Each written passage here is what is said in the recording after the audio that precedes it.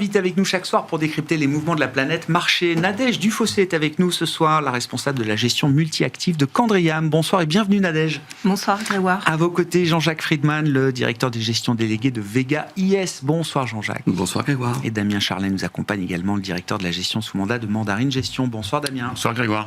Nadège, quelle est là? On va parler des marchés bien sûr et de la période de publication aussi qui apporte pas mal de nourriture aux investisseurs. Mais il faut bien qu'on s'attarde encore quelques instants sur cette situation géopolitique qui a guidé beaucoup des mouvements des dernières semaines. C'est une situation un peu à la Schrödinger, estiment certains analystes. On n'est plus vraiment dans la guerre. En tout cas, le pic, l'intensité du pic est sans doute derrière nous. On n'est pas non plus dans une véritable paix. Le détroit n'est pas vraiment ouvert ni fermé.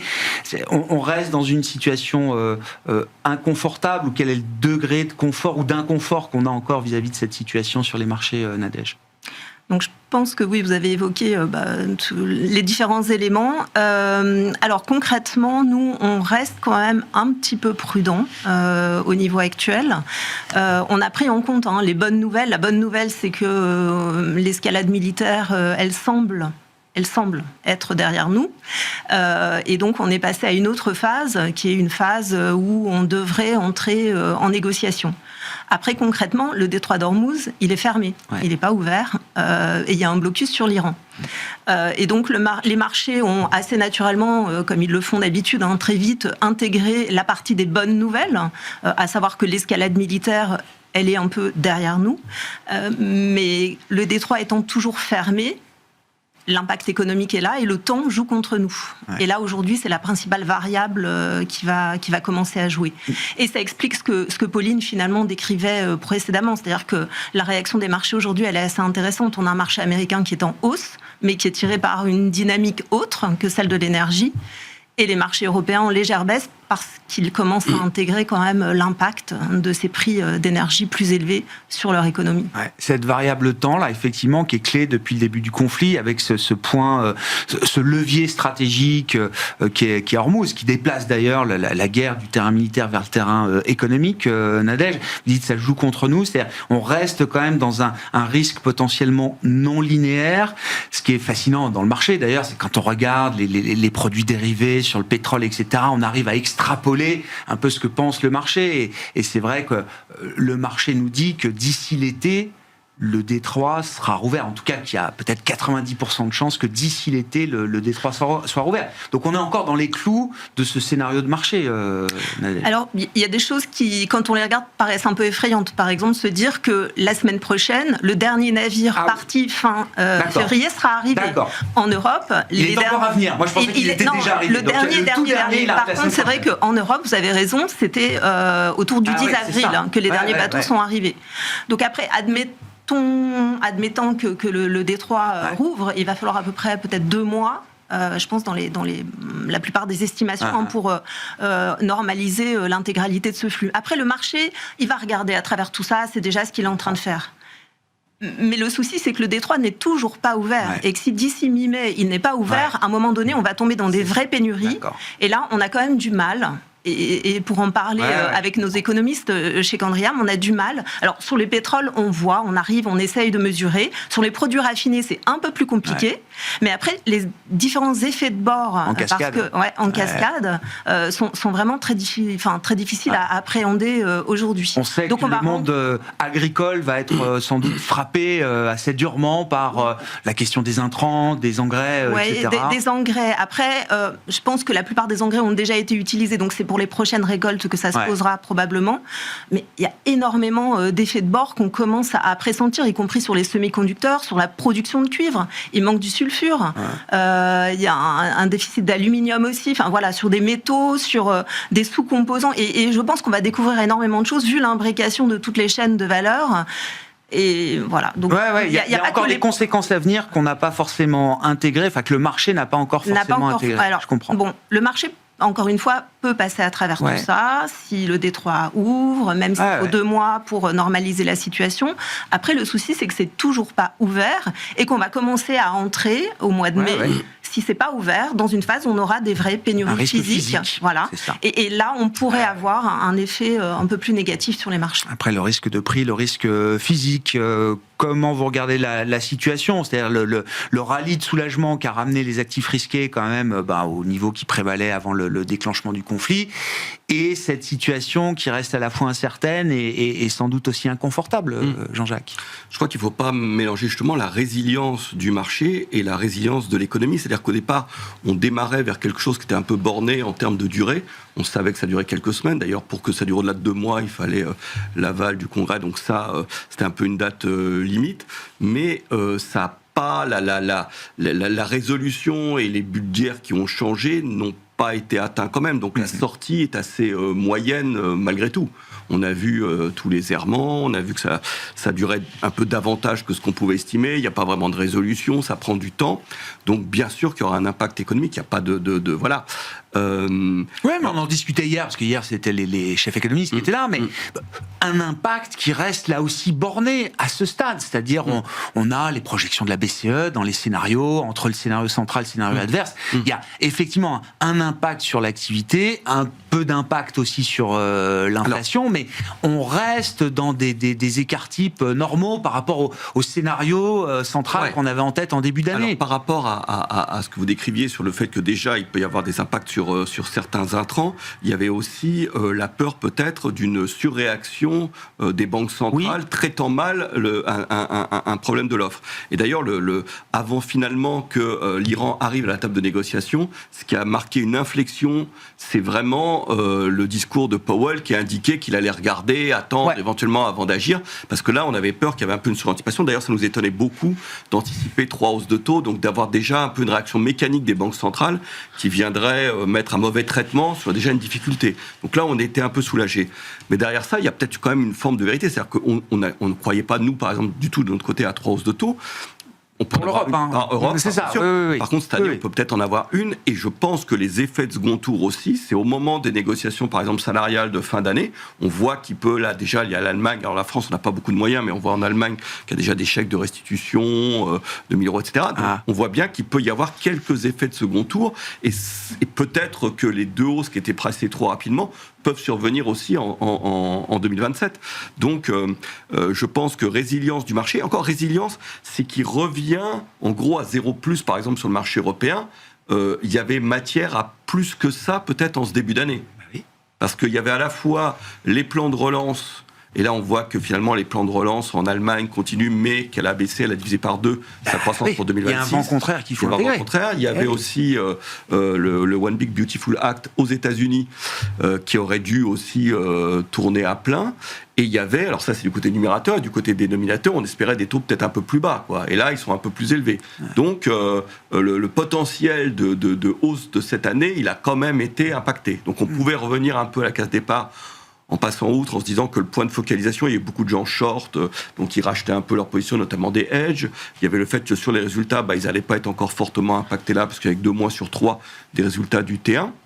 Mais par la suite, on aura sans doute aussi des révisions négatives, parce que là, il y a aussi les analystes qui vont avoir des inputs, et sans doute que les anticipations de hausse qui étaient fortes sur les bénéfices à la fois en Europe et aux États-Unis vont être challengées. Donc, le potentiel de marché pour 2026, il a été impacté, oui. Bon, au-delà, Damien, au-delà de l'affaire sur le terrain, j'entends bien sûr, et de cette crise du Golfe, effectivement, cette capacité de résilience des actions, elle est justifiée, à quoi est-ce qu'elle est due? Et puis si on en vient à la dimension microéconomique, qu'est-ce qu'apportent déjà les premiers résultats au marché actions? Ça a plutôt l'air d'être quand même un soutien à ce stade.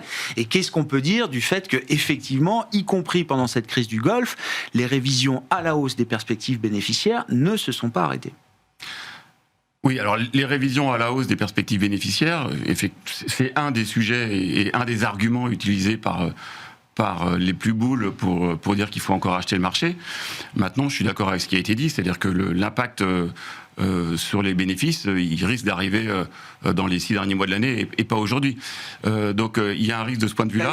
Non, mais c'est important, parce qu'on a vu, alors dans le secteur oil and gas, je l'ai beaucoup raconté, mais les analystes ont tout de suite révisé à la hausse les profits. C'est assez facile quand vous rentrez un nouveau paramètre qui est le prix du pétrole, qui est 30 ou 40% au-dessus de ce que vous aviez comme estimation. C'est sûr que tout le modèle change et le prix de sortie change très très vite. Pour d'autres secteurs, vous dites, le travail des analystes va être quand même beaucoup plus compliqué, prendra beaucoup plus de temps quand même. même. Oui, parce que la visibilité sur l'impact sur les marges va être faible, parce qu'on ne sait pas très bien quelle est la capacité aujourd'hui des entreprises à passer des hausses de prix. Alors il y en a certaines industries qui annoncent déjà des hausses de prix, mais c'est pas du tout évident que quand on descend dans la chaîne au niveau de celui qui va vendre au consommateur final, il arrivera à passer des hausses de prix. Donc au niveau marge, on ne sait pas encore très bien quel sera l'impact. Maintenant justement, vous parliez du secteur pétrolier, les révisions à la hausse sur les prévisions de bénéfices sur les indices, donc en généralisant, c'est 100% de l'énergie. Ouais, c'est ça. Donc il n'y a personne d'autre qui révise à la hausse. Ouais. Donc de ce point de vue-là... un peu dans la tech, peut-être allez, aussi. un petit peu dans la tech. J'ai lu rapidement que Micron aux États-Unis et Exxon aux États-Unis, les révisions des perspectives bénéficiaires de ces deux seules entreprises justifiaient une bonne moitié, voire un peu plus, des révisions totales de bénéfices pour l'année. Et d'ailleurs, sur deux entreprises. Ce qui est assez étonnant, c'est qu'Exxon, le cours n'a pas monté. Non. Les cours des valeurs pétrolières américaines, ils montent pas depuis fin février. Donc là, pour le coup, il y a de la dévalorisation. De toute façon, on sait que le marché américain, il monte sur une poignée de valeurs sur lequel les investisseurs se sont réfugiés parce qu'ils considèrent que c'est celles qui sont pas susceptibles d'être affectées par une éventuelle volatilité du cycle économique. Mais aujourd'hui, est-ce qu'on peut justifier facilement un marché américain qui est nettement au-dessus de son niveau pré-crise? Ça paraît pas évident. Alors effectivement, il n'y a pas de révision à la baisse pour l'instant. Alors il y a des révisions à la baisse économique sur l'Europe. Alors, on est passé de 1,2 à 0,9 maintenant, et puis on a mentionné aussi l'Allemagne qui est dit aujourd'hui qui divisait par deux leurs prévisions. Alors divisé par deux, pardon, c'est un impact de 0,5 points. Oui, un impact de 0,5, c'est beaucoup. Mais c'est beaucoup quand on n'a que 1% de croissance après 3 ou 4 années de croissance. Oui, c'est beaucoup. Alors évidemment, naturellement, ça se traduit par une surperformance depuis 2 mois des marchés américains sur les marchés européens, mais ce qu'on oublie souvent de dire, c'est que ça les ramène juste un petit peu au-dessus du marché européen, finalement, parce que depuis le début de l'année, la différence de perf entre les États-Unis et l'Europe est pas criante. Et la devise, l'euro-dollar est flat. L'euro-dollar est flat et il n'y a pas d'effet devise sur le premier trimestre. Comme vous le disiez en introduction, je pense que c'est une vraie illustration de potentiellement la faiblesse structurelle du dollar dans les mois qui viennent. Parce que ça n'a pas vraiment joué son rôle de valeur refuge. Donc toujours de la méfiance sur la parité euro-dollar. Et en ce qui concerne le reste, il y a des secteurs, même en Europe, où on commence quand même à se poser un peu des questions. Et le jour où il y aura plus de visibilité sur la géopolitique, bon, le marché, il a clairement aujourd'hui choisi quel était le scénario. Le scénario, ça va s'arrêter dans les 2 semaines qui viennent, on va dire, parce que sinon, là, pour le coup, j'ai l'impression l'impact économique. Début, mais mais là, mi-mai, comme disait mi-mai. Après, on passe dans un vrai risque de rupture, un risque physique, et là, les risques sont peut-être moins linéaires que ce qu'on a vu jusqu'à présent. Et là, si ça se concrétise, on peut avoir quand même une certaine rotation sectorielle, sachant que on a des secteurs comme les semi-conducteurs où honnêtement, je veux bien qu'on ait un investissement, que notamment les économies soient soutenues par l'intelligence artificielle et que c'est ce qui permet notamment à l'économie américaine de montrer une croissance toujours très élevée. Mais quand on voit un ST micro qui progresse de 35% depuis fin février, c'est-à-dire depuis le déclenchement de la crise, pour atteindre des niveaux de valo, alors ok, on achète ces valeurs-là quand elles sont chères, parce que c'est des cycliques. Hein. Mais il y a quand même un moment où je pense que si la situation s'éclaircit, il y aura une rotation sectorielle en défaveur de ces titres-là, parce qu'il y a quand même eu des écarts de perf en faveur des technos qui aujourd'hui sont pas... En Europe notamment, mais ce qui fonctionnait auparavant, les thèmes industriels, l'infrastructure, donc beaucoup plus cyclique d'une certaine manière. Oui, absolument. On reviendra sur du beaucoup plus cyclique. Ce qui est assez courageux, je trouve, aujourd'hui, de repartir sur du cyclique une fois de plus avec le manque de visibilité qu'il y a, mais sans doute le marché repartira sur les cycliques. Et puis, dernière chose aussi, c'est que on voit quand même, et c'est rassurant, que la capacité de rebond du marché ou la capacité de baisse du pétrole est quand même très importante. Si on voit que vendredi, le pétrole a touché 85, c'est-à-dire que dès qu'il y a une bonne nouvelle, quand même... Donc aujourd'hui, on parle d'un pétrole qui va durablement rester élevé. La logique est tout à fait claire. D'un pétrole qui resterait autour de $80 pendant des mois et des mois. En attendant, dès qu'il y a une bonne nouvelle, on voit que le pétrole tombe à 85. On peut très bien avoir des bonnes surprises aussi sur ces sujets-là. Donc aujourd'hui, la visibilité n'est pas élevée. On trouve que le marché a quand même pas mal anticipé sur beaucoup de bonnes nouvelles. Le marché action a très bien résisté, ce qui a été moins le cas du marché obligataire. Oui. Donc, un peu méfiant, ou en tout cas potentiel, peut-être un peu limité sur le marché action à court terme. Mais après, pas de raison non plus pour que vraiment ça se casse la figure, parce que les entreprises restent solides.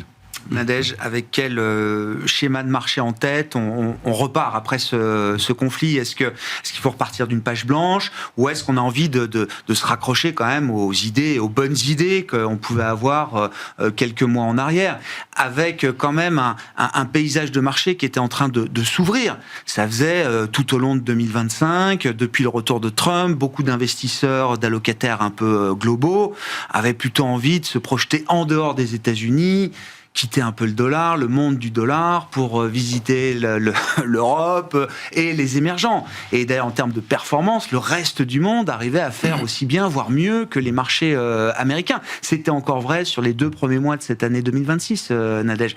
Est-ce que ce genre de schéma, on le garde en tête pour la suite, ou est-ce que la crise aura quand même marqué un retour à quelque chose d'un peu plus traditionnel, à savoir que le marché américain concentre beaucoup et de profit et de performance?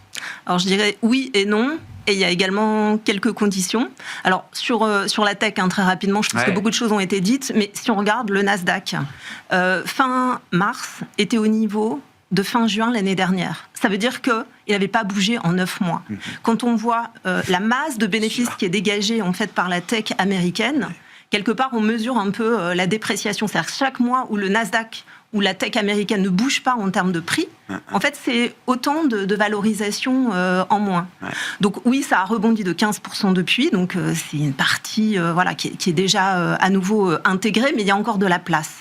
Il y a encore de la place, en fait, pour continuer à intégrer ces bénéfices qui sont juste énormes. C'est plus de la moitié des bénéfices du S&P cette année sont liés à l'intelligence artificielle, enfin, des bénéfices attendus cette année liés à l'intelligence artificielle. Donc c'est une thématique qu'on ne peut pas éviter et qui porte également certains pays émergents comme la Corée, Taïwan, des valeurs chinoises. Voilà. Donc on a vu d'ailleurs dans le rebond, les marchés émergents, Kospi, etc.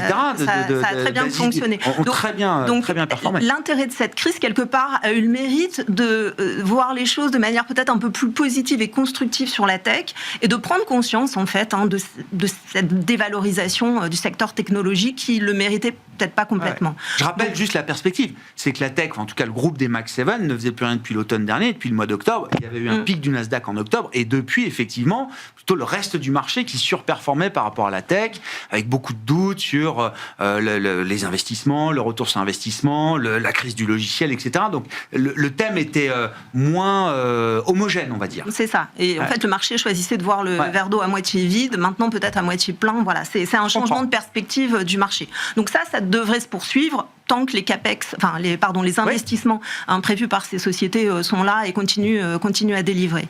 Après, sur les autres thématiques qui sont plus cycliques, effectivement, en Europe, là, une nuance, on devrait peut-être introduire une nuance parce que ça va dépendre finalement du prix de l'énergie et de la durée. Voilà, est-ce que ce prix de pétrole va rester aussi élevé pendant 2 mois, 3 mois, 6 mois, 1 mois? Parce que c'est vrai que vous avez raison, ça peut baisser également très vite. Aujourd'hui, on se dit le prix de l'énergie va rester durablement élevé. Il faut se rappeler qu'on était quand même en surcapacité avant. Donc le marché peut aussi regarder à travers et le prix du pétrole, en tout cas sur les futurs, revenir très rapidement proche des niveaux qu'on avait auparavant, ou même autour de 75, et ça, c'est parfaitement supportable. Donc cette thématique cyclique, elle va dépendre de ça. Elle va dépendre de l'impact économique in fine qu'on aura en Europe. Et je dirais que la manière la plus sûre d'investir et de revenir sur les valeurs européennes, c'est de plutôt revenir sur la thématique d'investissement qui concerne l'Europe.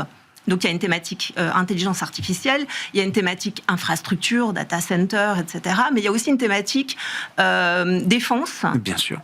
Et puis il y a tout ce qui est lié aux investissements qui sont réalisés en Allemagne, qui ont pris un peu de temps à décoller l'année dernière, qui sont un petit peu en accélération. On commence à percevoir des choses cette année, c'est un petit peu en accélération.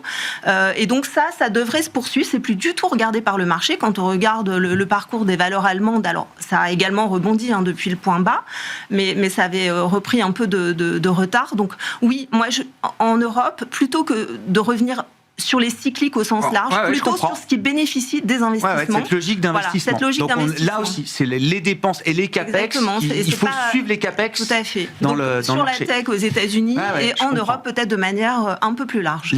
La défense, parce que alors on parlait des secteurs un peu bouillonnants, alors les semi-conducteurs, mais la défense en est un. Enfin, c'est un secteur qui a beaucoup bouillonné sur le plan boursier. Hier, on commentait la publication de Thales, qui est excellente sur le papier. Alors le marché trouve maintenant, commence à faire un peu la fine bouche. Et c'est vrai que quand on regarde ce thème de la défense, alors il a bondi l'an dernier au moment de l'été, quand tous les pays européens ont annoncé des budgets en hausse jusqu'à 3,5% de leurs dépenses de PIB pour l'OTAN, bien sûr, la défense. Et puis en fait, depuis, c'est un thème boursièrement qui fait plus grand-chose, qui fait la performance du marché. Oui, la performance récente a été vraiment décevante. Donc ça peut également redonner des opportunités d'investissement sur ce type de secteur qui va de toute façon bénéficier quand même d'investissements assez massifs. Comment vous regardez crise égale opportunité, comme on dit souvent, Jean-Jacques? Est-ce qu'il y a déjà des opportunités évidentes qui ont été ouvertes ou rouvertes par cette crise? Est-ce qu'il y a d'autres thèmes ou sujets dont il faut se méfier un peu plus? Moi, je trouve qu'on a appris beaucoup de choses. Sur le Nasdaq, c'est vrai que quand on voit les résultats, mécaniquement, au bout d'un an, les valeurs apparaissent peu chères. Donc il ne faut pas qu'il y ait de signe noir sur ces valeurs-là.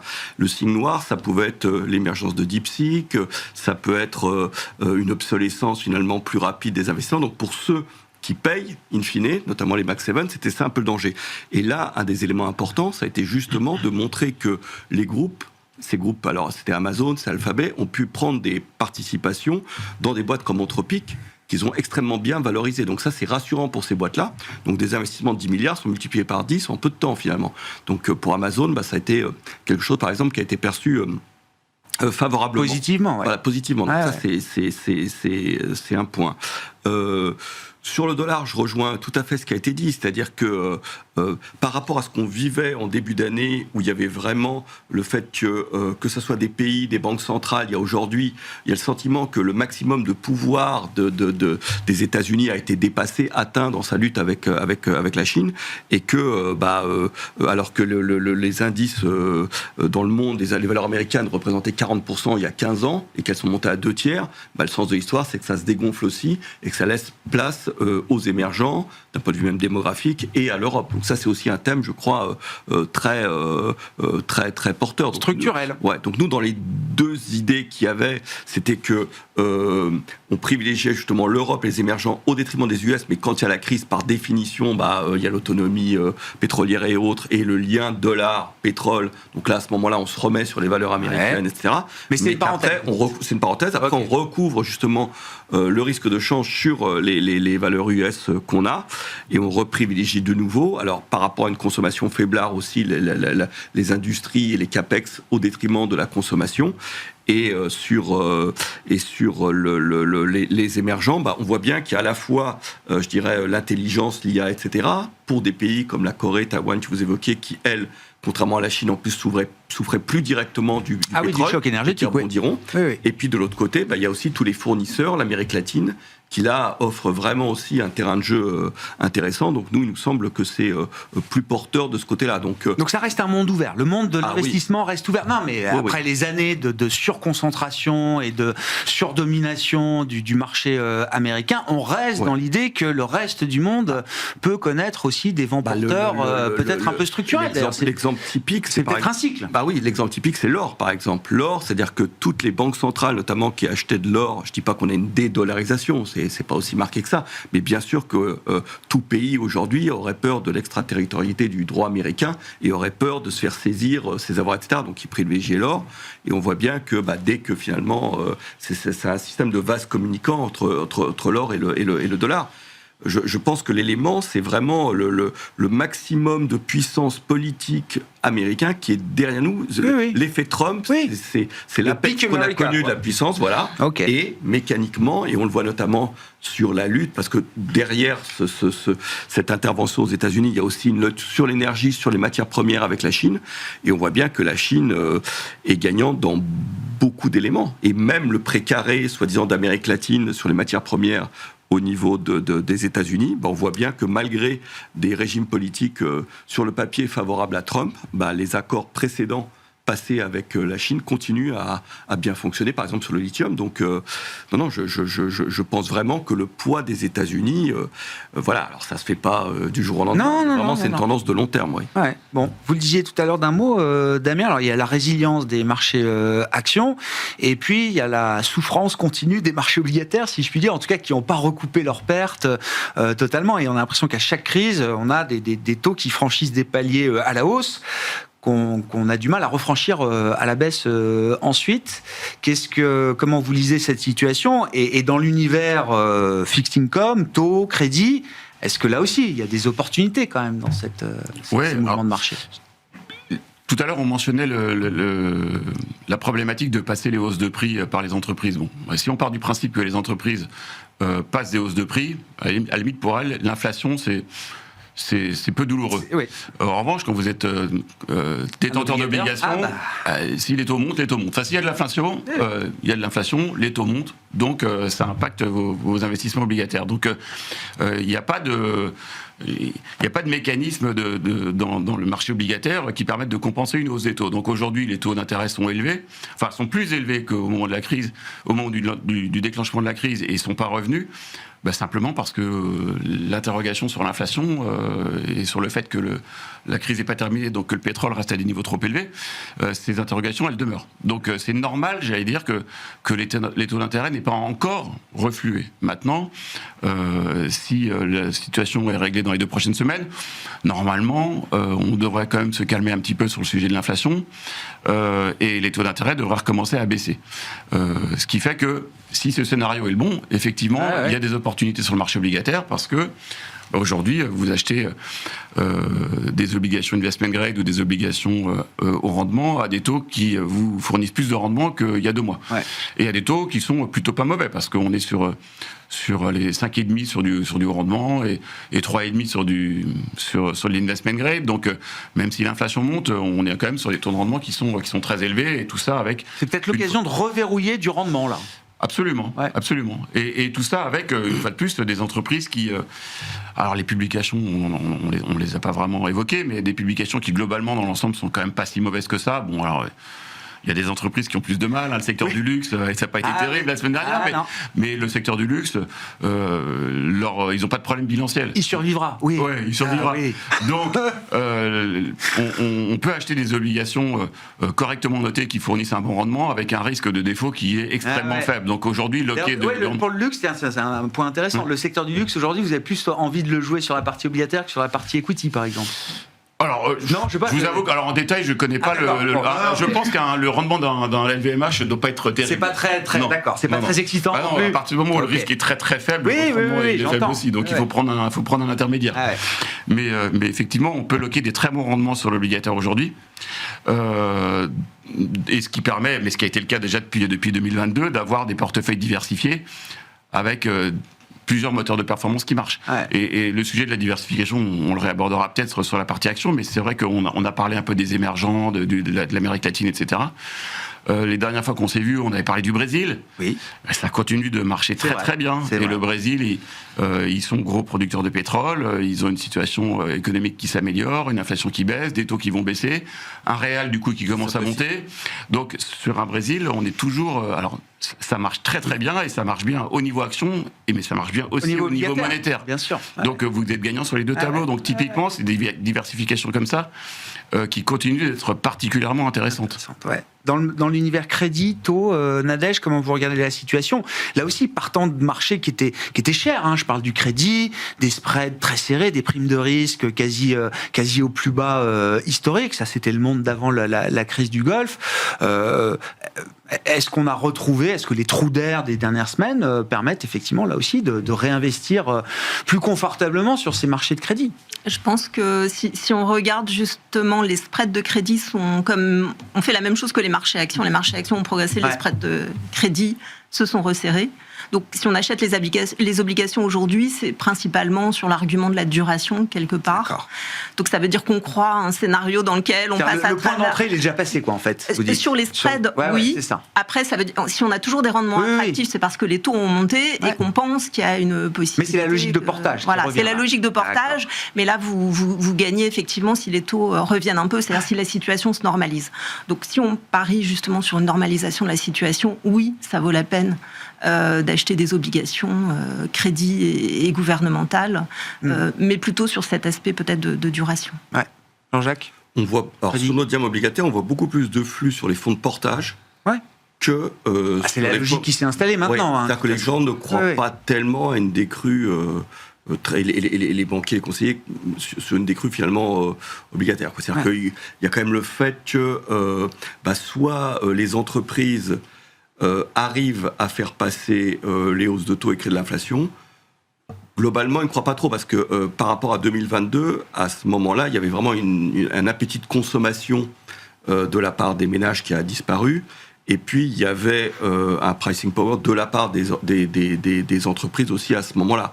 Aujourd'hui, c'est moins le cas, donc elles auront peut-être plus de difficultés. Donc, soit c'est par les taux d'intérêt, soit par les marges, mais il y aura quelque chose perdant dans un des deux cas. Quoi. Donc, donc, plus de portage sur les taux, les gens jouent plutôt la stabilité qu'un réel potentiel de décrue. Nadège, il nous reste quelques minutes. Là, vous avez regardé hier l'audition de Kevin Warsh devant la commission bancaire du Sénat, dans la perspective de sa validation, toujours attendue et à venir. Ça m'intéresse d'avoir votre point de vue. Je ne l'ai pas vu en live ou même en replay. J'ai lu beaucoup de choses de ce qu'il avait dit, mais le voir et voir l'ambiance aussi, ça peut apporter des éléments de réflexion supplémentaires. C'est pas c'est pas le driver du moment sur les marchés, mais c'est quand même un sujet important pour plus tard. Oui, il y avait des sujets importants. Alors, ce qui était important, c'est que justement, il ne s'était pas exprimé ces dernières semaines, donc cette audition, elle était quand même très attendue. Donc, c'était assez long, donc j'ai pas tout écouté, mais effectivement, l'ambiance, il a été quand même pas mal challengé par un grand nombre de sénateurs et sur des questions parfois un peu compliquées liées à l'indépendance de la Banque centrale. Donc, ce que le marché, ou en tout cas les investisseurs en ont retenu aujourd'hui, était plutôt... on va dire relativement positif. En tout cas, ça a eu assez peu d'impact sur les attentes de taux de la Fed dans les mois qui viennent. Mais les sujets les plus importants sont ceux, effectivement... alors, sur les taux, il est convaincant sur l'indépendance ou pas? Alors, c'est toute la question c'est vrai que la question qu'on lui a posée... Il a pu convaincre les sénateurs, et notamment Tillis, qui bloque... Alors, Tillis, de toute façon, il ne pouvait pas le convaincre, quoi qu'il arrive, il bloquera. Et quelque part... Tant qu'il y a l'enquête... Et quelque part, il doit être plutôt content quand même d'être bloqué dans l'immédiat, parce que... Warsh, oui. Parce que, entrer en fonction aujourd'hui, c'est quand même un peu compliqué. Enfin, en tout cas, tant qu'on n'a pas plus de visibilité sur l'évolution de cette crise. Après, est-ce qu'il a été convaincant ou pas? Oui, il a réitéré évidemment l'indépendance de cette banque centrale. Après, on sait, et la presse avait quand même fait état d'un président américain qui déclarait qu'il lui avait demandé de baisser les taux. Donc, voilà, il a été confronté quand même à ce qui était victime de ce que dit Trump, quoi. Un peu victime de ce que dit Trump et confronté à ce qui était écrit dans la presse à de nombreuses reprises. Bon, c'est difficile de répondre. Après, il s'en est quand même plutôt bien sorti. Il n'a pas vraiment répondu à la question, en fait. Il connaît le métier. Il connaît le métier. Il n'a pas non plus vraiment répondu à la question de la trajectoire des taux à venir. Enfin, on n'a pas une vision très claire de ce que je trouve intelligent, à la fois intelligent de sa part et même responsable. Oui, tout à fait. Donc, mais de ne pas interférer alors qu'il est dans une audition de validation. Exactement. Après, ce qui était intéressant, c'est plutôt la manière dont il veut faire évoluer l'institution. Ça, c'est plus profond. Donc ça, c'est plus profond. Après, est-ce qu'il va être capable de le faire? À quel rythme? Voilà. Et sur l'histoire de la communication, je pense que ça a été quand même pas mal retenu. C'est vrai qu'il l'avait déjà dit, que la Fed communiquait trop, s'engageait trop, était prisonnière finalement des guidance qui étaient donnés. Il y a un bon côté au fait, effectivement, de peut-être moins s'engager. Ça laisse peut-être plus de liberté, mais il faut se rappeler pourquoi Ouais, on s'est engagé. on s'était engagé. Ouais. Pourquoi est-ce qu'on donnait plus de visibilité au marché ?